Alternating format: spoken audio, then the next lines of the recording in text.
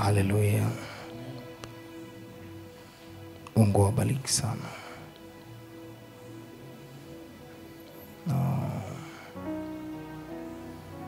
Kipekee tunamshukuru Mungu kwa sababu ya uhai tuliokuwa nao. Kwa namna ya kipekee sana Mungu amebaki kuwa Mungu katika yote, ndani ya vyote. Hajawahi kutuacha hata mara moja. Kwa tunamshukuru kwa sababu ni Mungu kwetu kila siku. Haleluya. Kwenye majira kama haya tunapopitia mambo mengi, lakini bado Mungu wetu anabaki kuwa Mungu.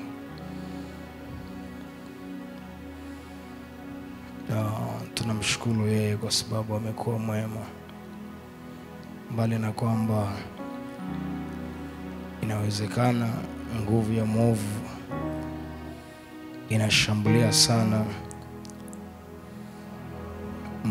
mapito na maisha yetu, lakini bado Mungu hakutuacha kabisa.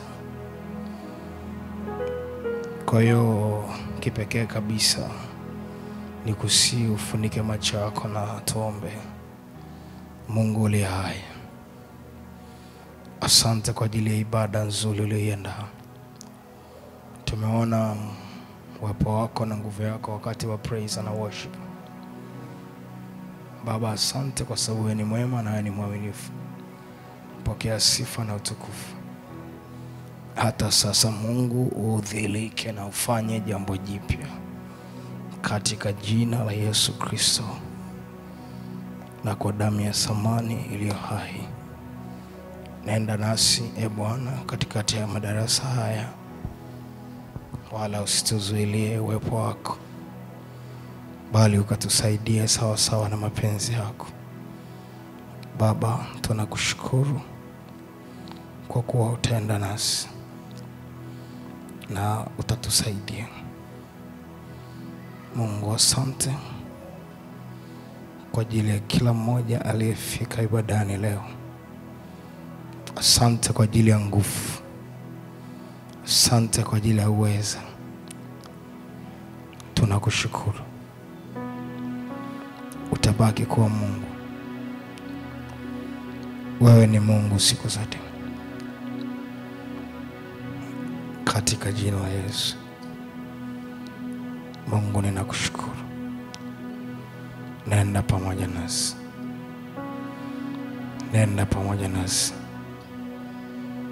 Nenda pamoja nasi. Kama si wewe ni nani atatusikia? Kama si wewe ni nani atatusaidia?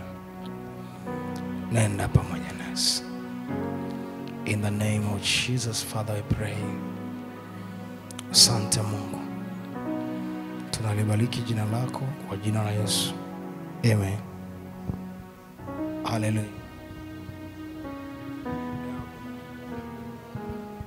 Kuna mambo machache nilitamani tuyaangalie na tupate muda wa kuomba. Ninatamani tuende mbali kidogo kwenye lile somo la moyo.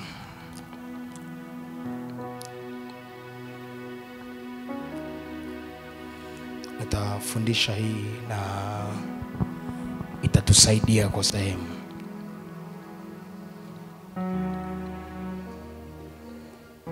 Kwa sababu nilipokuwa naanza huduma nilipitia kwenye kundi la kwanza la watu, au nilikutana na watu ambao kwa namna fulani wametajwa kwenye kitabu cha Mathayo 4:25, na makutano mengi wakamtafuta kutoka Galilaya, Dekapoli, Yerusalemu na Uyahudi na ng'ambo ya Yordani. Hao walikuwa wanamtafuta Yesu. Mtazamo wa mkutano kuhusu Yesu kama mchungaji hao watu walitoka mbali na kumtafuta, lakini walipokuwa wakienda pale mbele, kuna muda utaona anasema, nyinyi hamkuja bure, mlikuja kwa sababu mnataka mikate. Nilikuwa najaribu kujiuliza swali hili gumu, kwa nini Yesu aliwaambia wale watu, kwa nyinyi hamkuja bure, ila mlikuja kwa sababu mnataka mikate. Na kwa sababu hiyo Yesu hakutoa mikate.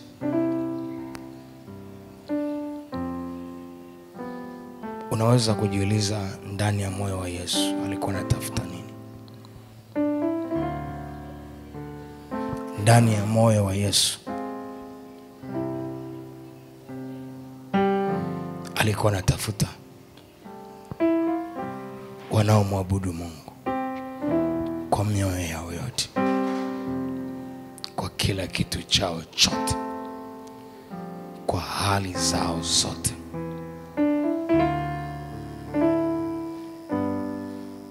Kuna muda Mungu anatufundisha. Kuna watu wanatafuta mikate. Kuna watu wanatafuta mikate.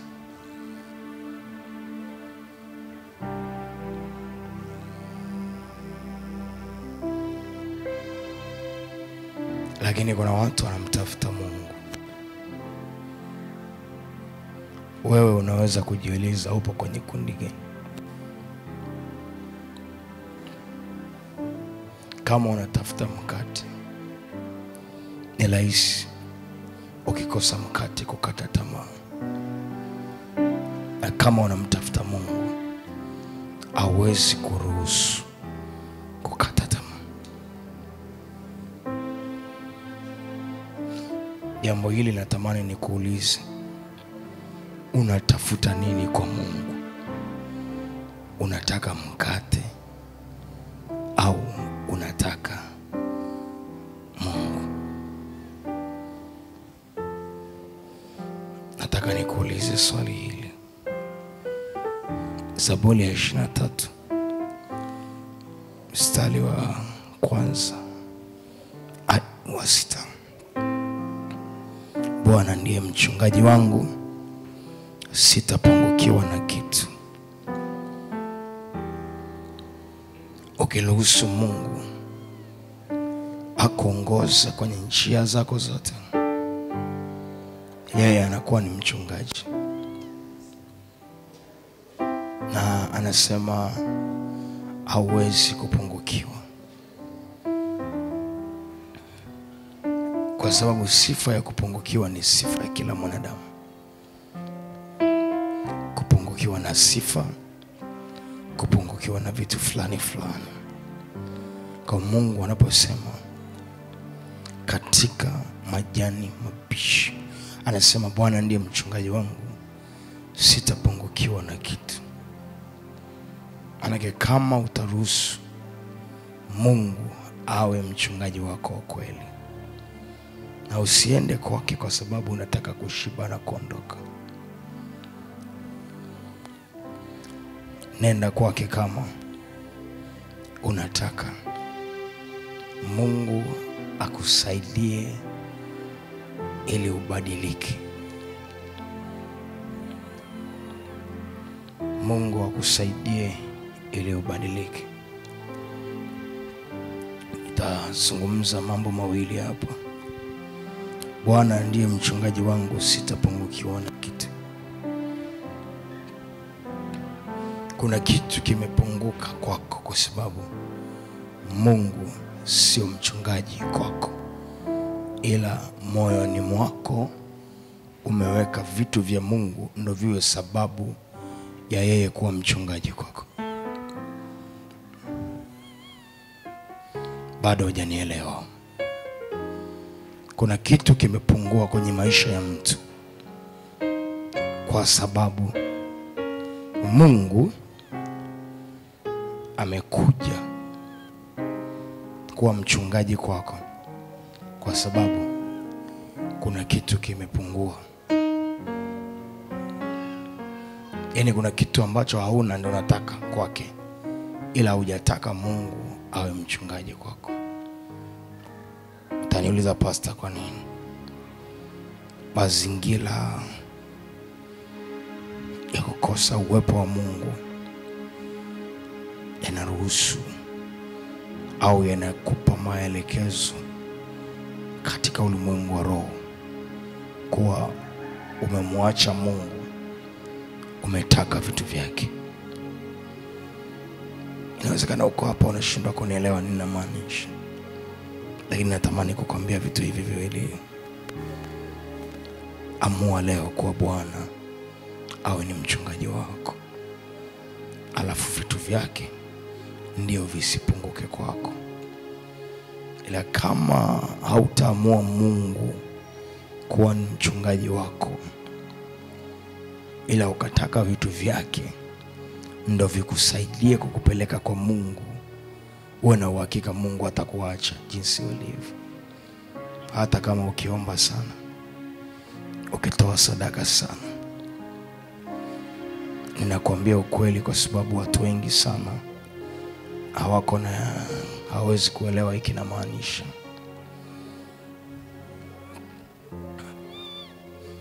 Nimeona Wakristo wengi wakipitia kwenye hali ngumu kwa sababu wamepungukiwa kitu.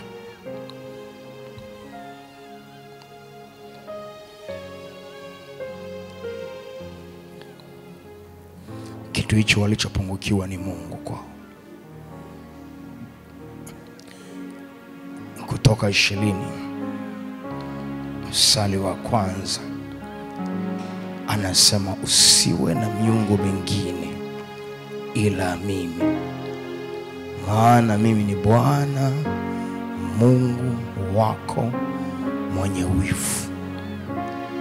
Mungu anapoona kuna kitu kimeondoa uthamani au umuhimu wa upendo wake kwako, anakiona hicho kitu ni Mungu. Mungu chochote anachokitazama kinachoondoa uthamani wake, uzuri wake kwenye moyo wako, aidha ni gari, analiona kuwa hilo gari ni Mungu kwako. Asiyeomba yeye ni Mungu. Hujanielewa vizuri? Kila asiyeomba yeye ni Mungu. Hujanielewa? Nikikuta uombi, jina lako lingine unaitwa Mungu, maana yake hauna uhitaji. Maana ya kuitwa Mungu, maana yake hana uhitaji. Ukiona uwezi kumtafuta, kwa lugha nyingine ni kwamba hauna uhitaji.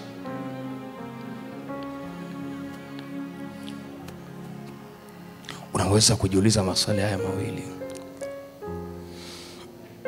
Je, ni kipi kinakusukuma kwenda kanisani? Upate vitu au mpate Mungu? Haya ni maswali ya kujiuliza. Unataka vitu au unataka Mungu? Kama unataka vitu, uwe na uhakika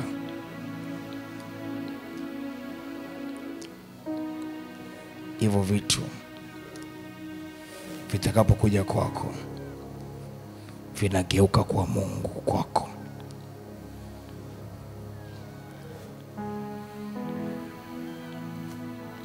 Ukija kanisani ili upate ndoa,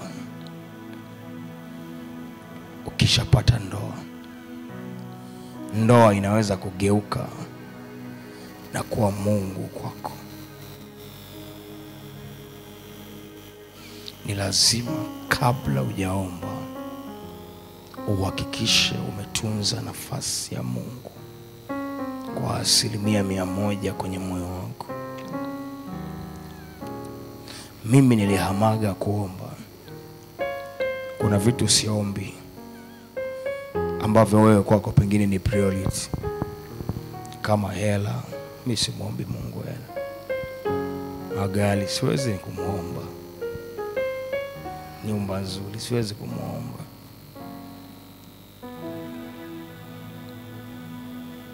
Unajua kwa nini? Wamchao Bwana hawahitaji kitu chema,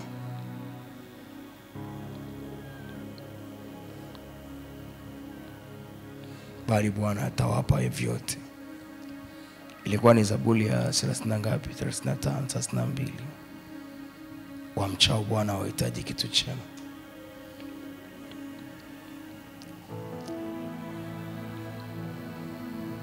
Ukiona unahitaji bado kitu chema, nafasi ya Mungu kwenye moyo wako haijajitosheleza.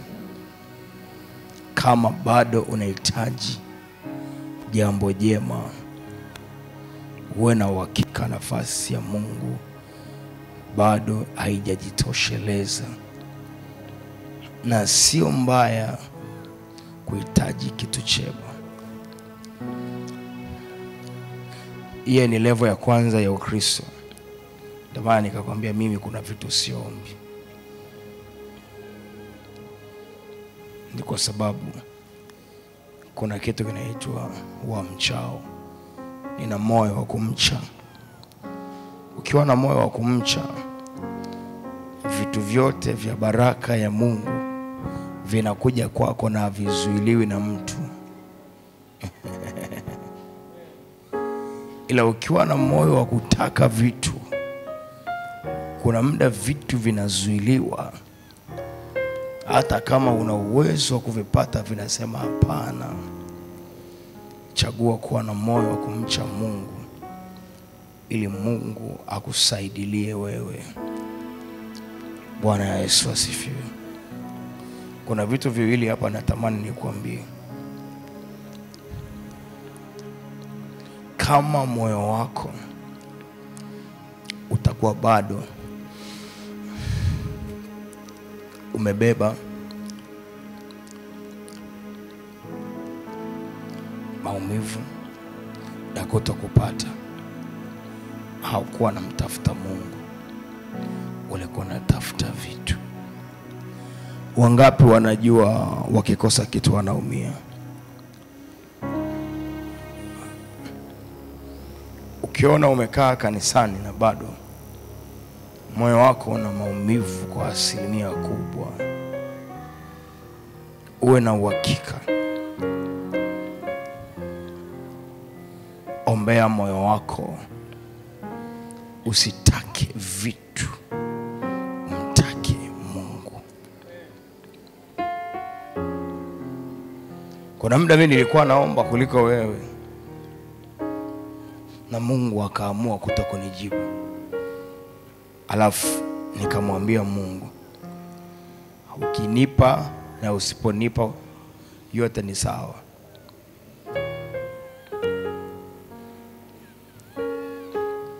Yale moyo wangu niliufundisha kitu kimoja. Kile ninachokitaka, ikiwa ni sasa akinipa ni sawa, ikiwa ni kesho akinipa ni sawa. Akiona bado si deserve kupewa mwaka huu, mwakani ni sawa. Lakini moja ya kitu hatari sana ni kuruhusu moyo wako, yaani ni kama umekuwa Mungu. Unauliza mbona Mungu nijibu? Unajua Mungu ana foleni ya majibu ya maombi mangapi? Najaribu kuwaza kibinadamu. Unajua Mungu angekupa hicho kitu leo kilichokuwa kingekumaliza. Unajua hicho kitu?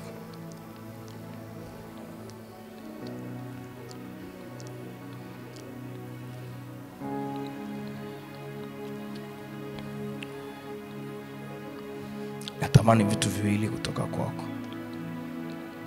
Kabla hujalalamika na chochote, shukuru kwa chochote. Hasa katika maombi. Nasema hivi, kabla hujalalamika na chochote, shukuru kwa chochote.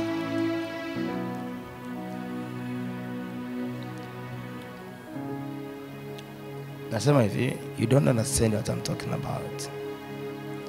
Kabla hujasusa kwa chochote, shukuru kwa chochote.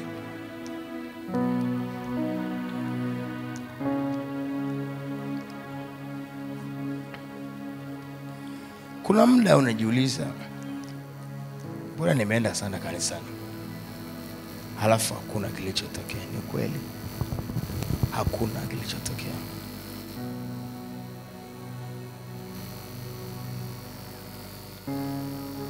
Na unajiuliza swali hili la pili, kuna faida gani basi ya kumwabudu Mungu alafu Mungu anasema kwa nini usinishukuru?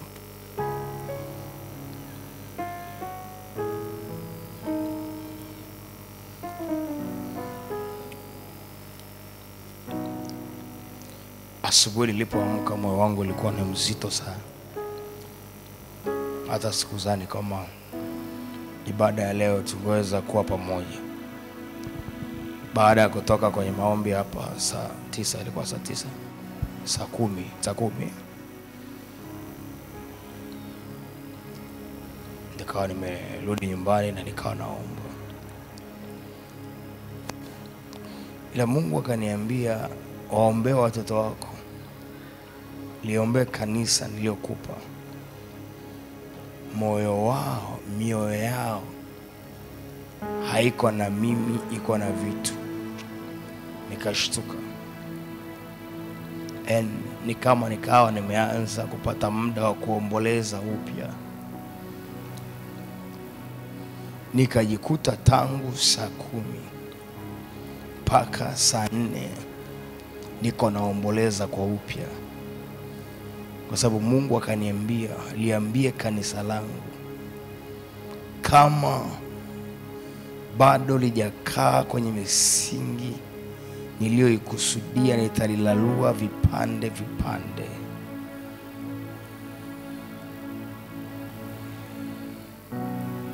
Nikamuuliza Mungu, kwa nini utalilalua? Akasema, kwa sababu mioyo yao ipo kwenye vitu.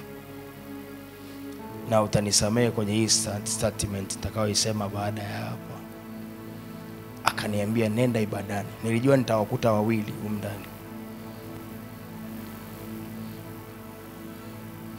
Akaniambia, nenda ibadani.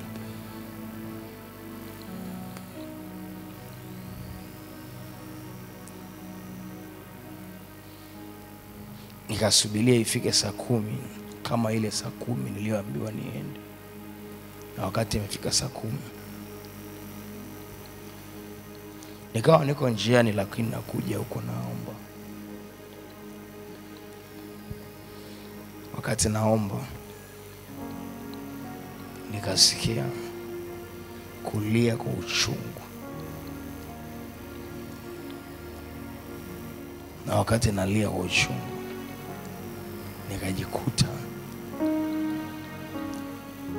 Roho Mtakatifu ananiambia, mkaombe rehema.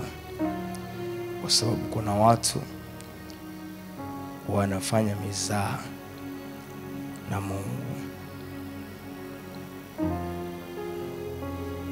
Sikuelewa, na wala sijasema ni wewe unafanya mzaa.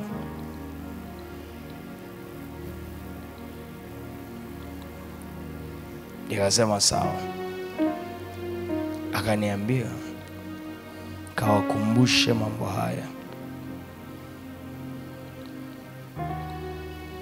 kuwa kanisa la kweli limeitwa kwa ajili ya kujenga kizazi chako.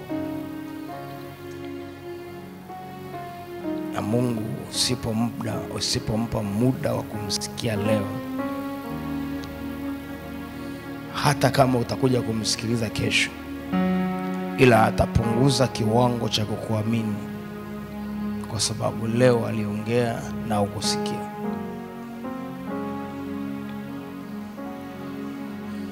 Ukisema wewe ni mtii, utii ni uwezo wa kukubali chochote Mungu alichokuambia bila kuwa na excuse. Niliandika hivi juzi. Nitaomba nisome kama nilivyokuwa nimeandika, na Roho Mtakatifu alinipa kuandika hivi. Sikujua hata kwa nini.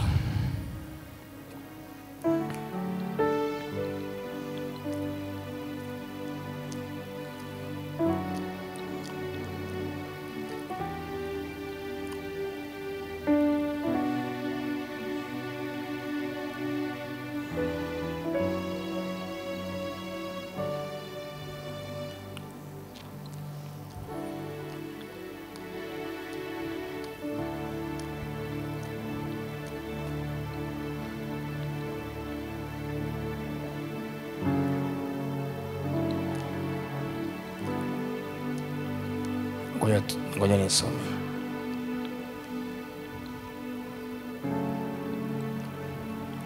Niliandika hivi. Haya maneno yalikuwa ni mazito. Nisomee Samueli wa kwanza 15:22.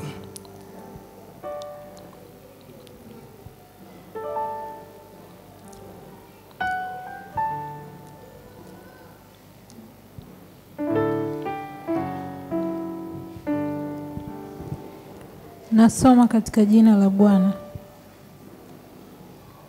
Samueli wa kwanza 15:22 inasema,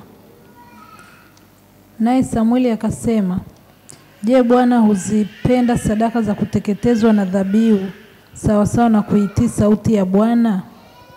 Angalia, kutii ni bora kuliko dhabihu, na kusikia kuliko mafuta ya beberu. Endelea. Kwani kuasi ni kama dhambi ya uchawi, na ukaidi ni kama ukafiri. Okay, hapo. Kuasi kama dhambi ya uchawi. Kuna watu wanahukumiwa kwa dhambi ya uchawi na hata wajafanya uchawi. Unajua dhambi ya uchawi? Kwa kuwa umelikataa. Kwenye kila kutokutii kuna kitu cha kuogopa na kuna kitu kinachokushawishi kufanya. Hujanielewa vizuri.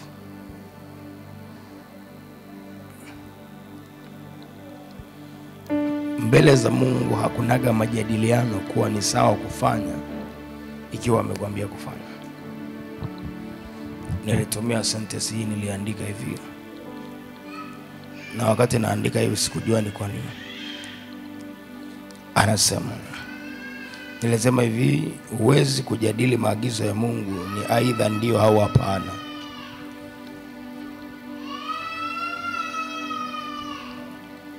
Naye Samueli akasema, je, Bwana huzipenda sadaka za kuteketezwa na dhabihu sawa sawa na kutii?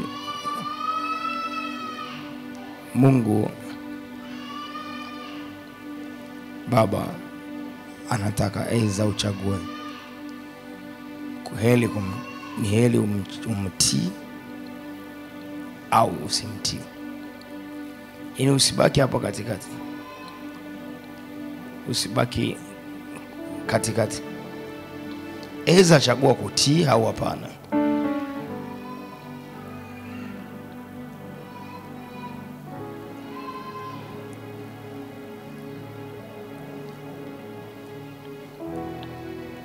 Bwana asifiwe. Na unajua tunazungumza kutii kwa habari ya nini? kutii agizo aliyekuambia. Kama kuna agizo kubwa ambalo Mungu amesema, ni kujiimarisha katika nguvu zake kila siku. Maana sasa hivi bado tujafikia kule ambako shetani atakuwa na nguvu ya kupanda muhindi siku moja na ukaota siku moja na ukaliwa siku hii.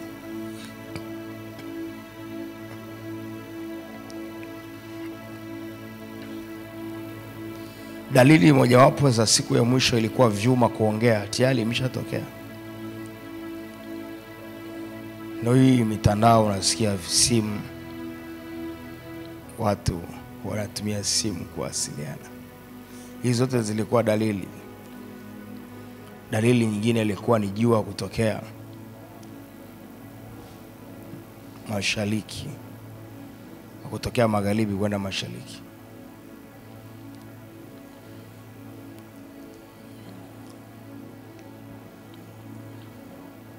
Dalili nyingi sana zimetokea. Kwa hiyo aidha uchague mwenyewe kumtii Mungu na kuamua kuwa pamoja naye na kumsikia kwenye kila kitu, au kumwasi.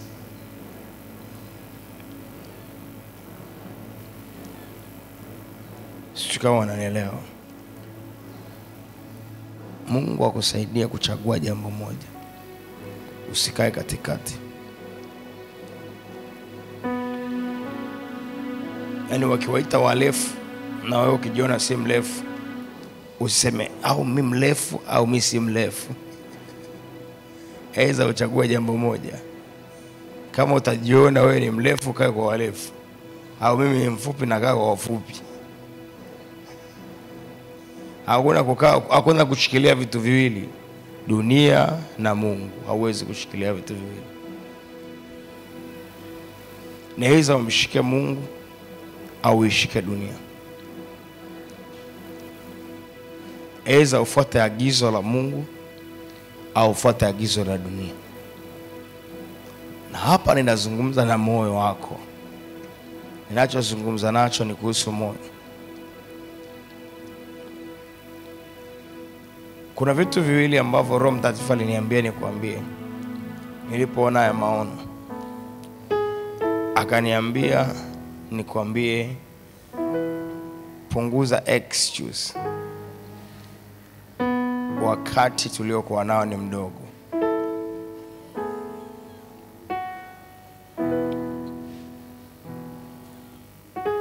Yaani una excuse mpaka una excuse.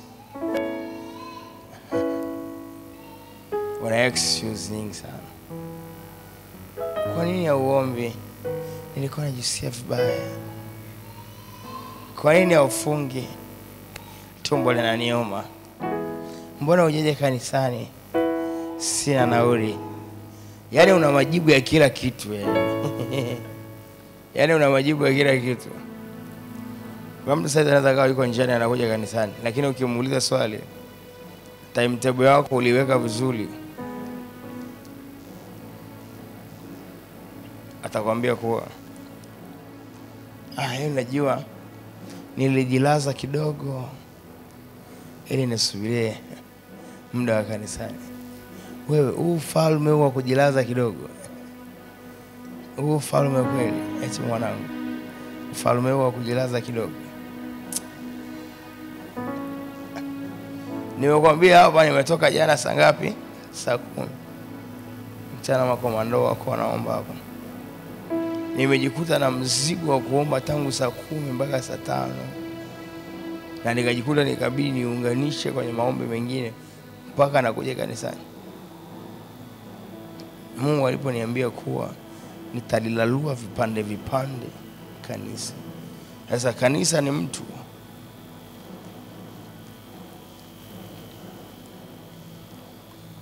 Na akaniambia niliambie kanisa hili ujumbe huu.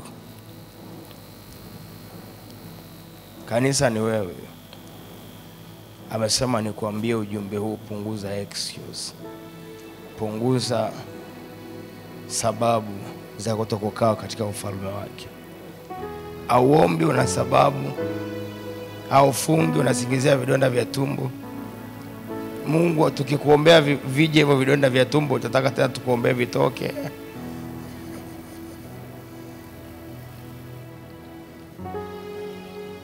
Na wengine hawatoi sadaka, wanategemea pastor atakuja afundisha somo la kuhubiri. Wewe sikiliza nikwambie, hizi ni nyakati za mwisho my friend. Jifunze kuweka bidii kwenye kile ambacho unakiona ni sahihi mbele za Mungu. Hakuna mtu aliyezaliwa tu kwa anaweza kuomba saa 10 tangu saa 10 usiku amemaliza kuomba alafu anaanza tena saa 10 usiku mpaka saa 5 asubuhi. Hakuna mtu aliyezaliwa tu anaweza kufanya hivyo mara moja. Ila juhudi na bidii ndiosababisha tukafika hapo.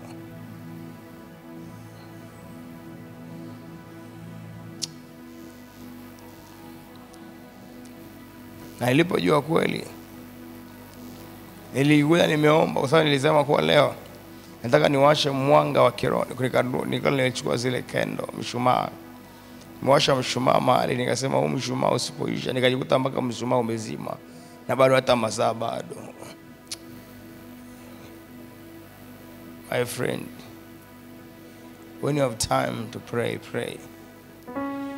Punguza excuse. Una muda wa kusoma neno, soma neno. Una muda wa kukusanyika, kisha unakusanyika. Punguza excuse. Shetani huwa anajua kupambana na watu wenye excuse. Na ndio maana sasa utakuta kanisa lipo kwenye viti vya blue, alafu kuna mtu yupo kwenye kiti cheupe au yuko kule nyuma kabisa. Kwa ule muda ambao wengine wanasonga mbele, yeye yuko nyuma. Kwa inabidi mwanze kumkokota tena. Wakati mnamkokota, kanuni ya ufalme wa Mungu inasema hivi, unaacha 99 unamfuata mtu mmoja. Kwa kanuni ni ngumu sana. God bless you. Simama kwa miguu yako.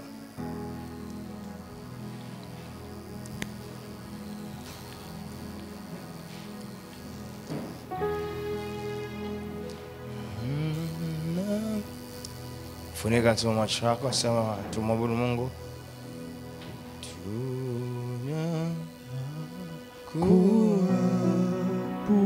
Kuabudu Bwana, tuna kuabudu,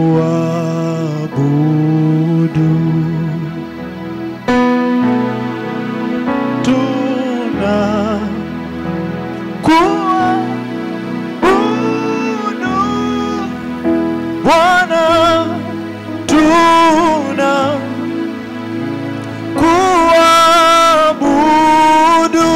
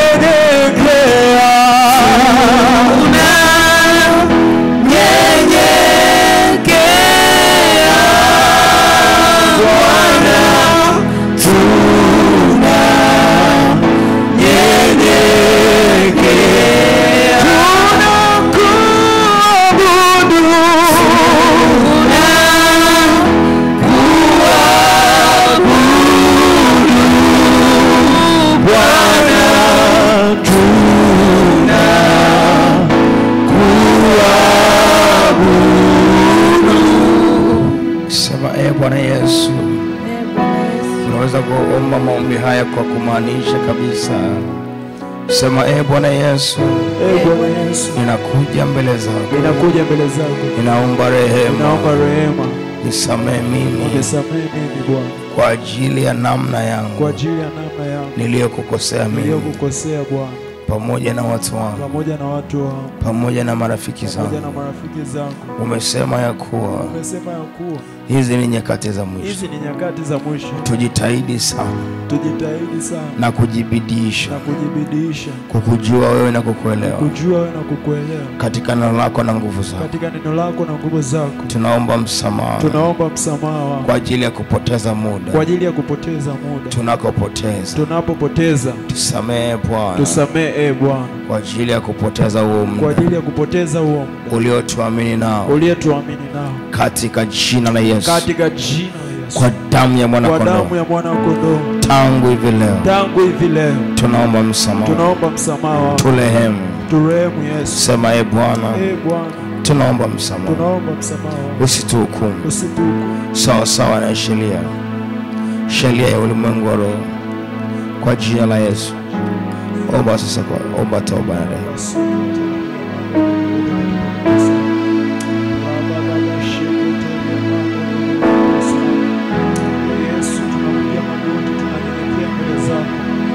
Yesu tunakuhitaji Bwana, tusamehe. Tusamehe Yesu, sasa na jinsi ambavyo tumeshindwa kuwa watii. Sasa na jinsi ambavyo tumeshindwa kufuata maagizo yako. Jehova tunaomba rehema zako. Jehova tunaomba rehema zako. Jehova tunaomba rehema zako. Harababa seketeria mandere bosa. Achilia rehema zako juu yetu Bwana. Achilia rehema zako juu yetu Bwana. Tunaomba turehemu Yesu.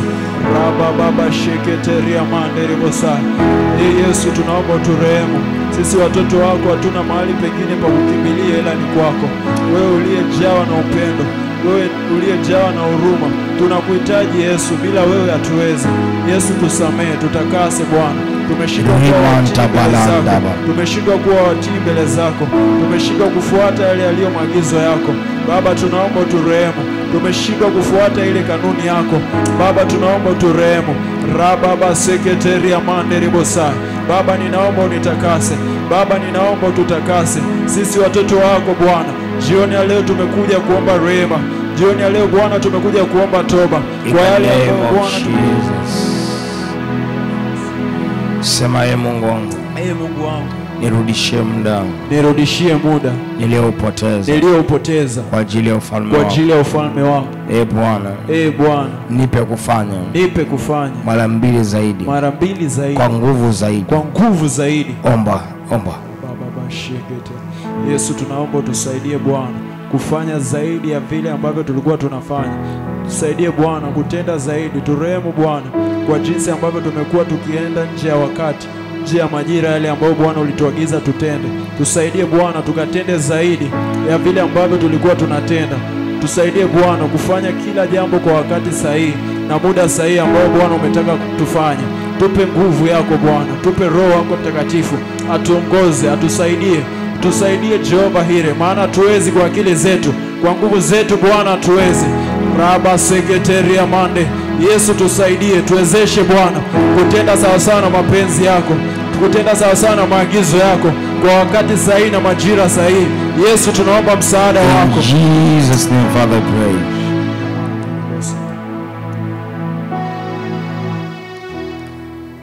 Sema Bwana Yesu. Ninaomba neema yako. Ya kuishi katika nyakati za mwisho. Nikiwa salama na imani thabiti. Bila kutindikiwa. Na namna yoyote ya chochote. Katika ulimwengu wa roho. Sema Mungu Baba. Ninaomba unisamehe. Ninaomba unirehemu. Sawa. na neema yako na neema yako na baraka zako. na baraka zako. Mungu wangu, Mungu wangu, nitakase mimi, mimi na fikra zangu, mimi na mawazo yangu. Nimekutenda vibaya, dhambi nyingi, mambo mengi niliyoyafanya tangu zamani. Hata leo hii nimejiona ya kwamba sipo sehemu salama katika mawazo yangu, katika ulimwengu wa roho, katika sheria ya ufalme. Sijatenda yaliyo mengi, umesema ya kuwa sheria yako inatutaka tutafute ufalme wako, tutafute ufalme kwanza, na mengine tutazidishia. Sema, Mungu usaidie moyo wangu, moyo wangu unataka ziada, kabla sijapata ufalme. Moyo wangu una tabia ya kuona vitu vya duniani kabla sijakuona wewe. Kwa jina la Yesu, kwa damu ya Yesu. Sema, asante Bwana Yesu. Nisaidie jioni hii. Nirudishie baraka na neema yako. Kwa jina la Yesu. Kwa damu ya Yesu. Amen.